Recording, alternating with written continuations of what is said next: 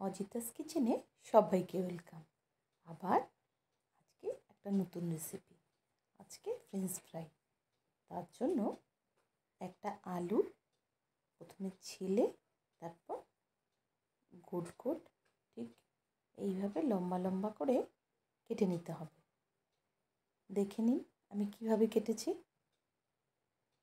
সাইজটা একরকম হলে ভালো হয়। তারপর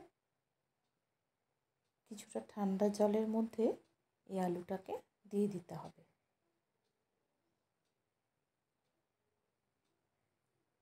তারপর জল থেকে তুলে নিয়ে কিছুটা গরম জল গ্যাসে বসিয়ে তার মধ্যে 1 চামচের মতো নুন দিয়ে দিতে হবে।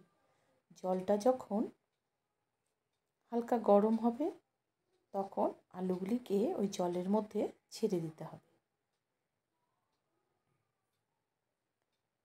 আর 5 মিনিটের জন্যই কিন্তু আলুগুলি সিদ্ধ করতে হবে। খুব একটা সিদ্ধ করলে কিন্তু গলে গেলে জিনিসটা ভালো হবে না। 5 মিনিট পর জল থেকে তুলে নিয়ে ঠান্ডা জলে আলুগুলিকে দিয়ে দিতে হবে। তারপর ঠান্ডা জল থেকে আলুগুলিকে আস্তে আস্তে তুলে নিতে হবে। বেশিক্ষণ রাখা যাবে না।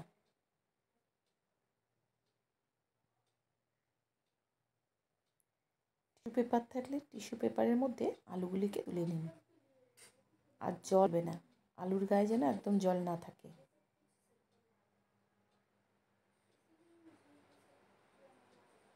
তারপর একটু আমচুর পাউডার, আপনারা চাইলে গোলমরিচের গুঁড়ো দিতে পারেন, আমি দিইনি।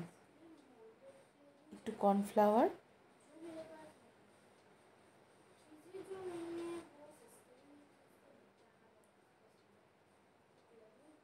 দিয়ে আলুগুলিকে ভালো করে মাখতে হবে।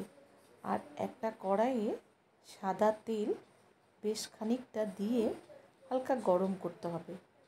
হালকা গরম করে একে একে আলুর টুকরোগুলি ওই তেলের মধ্যে ছেড়ে দিতে হবে।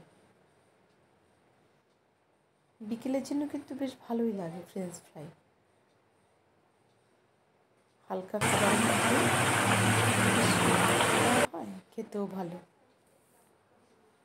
খুব একটা কিন্তু সময় লাগে না বা খাটনিও কম। আর খেতে তো টেস্টি হয়ই, বাচ্চারা তো খুবই পছন্দ করে। ফ্রেঞ্চ ফ্রাই হলে তো কথাই নেই।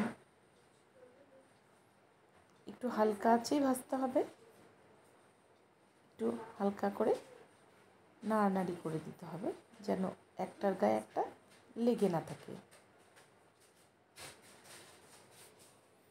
একদম খুব কম আঁচে আবার ভাজা চলবে না, তবে একদম নরম হয়ে যাবে। ব্যাপারটা একটু ক্রাঞ্চি রাখতে হবে, তো একটু সময় লাগবে বেশ ক্রাঞ্চি ভাবটা আসার জন্য। অনেকটা হয়েই আসছে, আর খুব একটা সময় লাগবে না।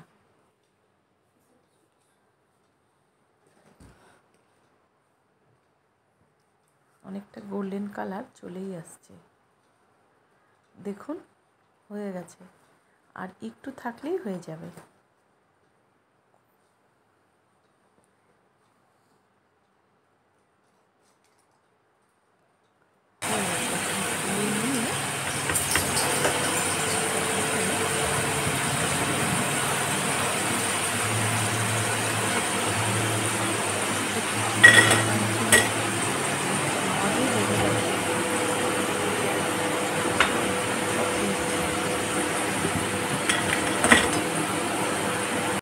তুলে নিয়ে তার মধ্যে কিছুটা বিট নুন দিয়ে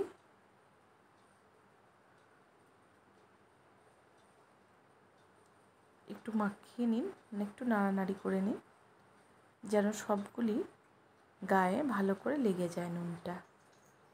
আর একটু টমেটো সস,